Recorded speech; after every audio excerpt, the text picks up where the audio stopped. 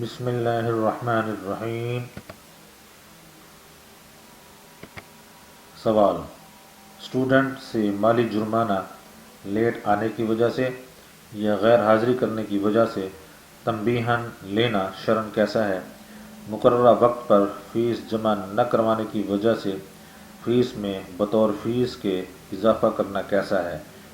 جواب: غیر حاضری کرنے یا تاخیر سے آنے کی وجہ سے طلباء سے تنبیہ کے طور پر مالی جرمانہ وصول کرنا شرعاً جائز نہیں ہے، بلکہ کوئی دوسرا طریقہ اختیار کرنا چاہیے۔ مثلاً یہ ضابطہ بنا دیا جائے کہ مقررہ تنبیہات کے بعد اگر طالب علم غیر حاضری کرے یا تاخیر سے آئے یا لیٹ فیس جمع کروائے تو اس کا نام ادارہ سے خارج کر دیا جائے گا۔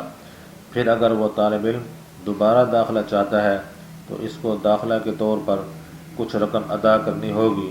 یہ صورت شرعاً جائز ہے۔ واللہ اعلم بالصواب۔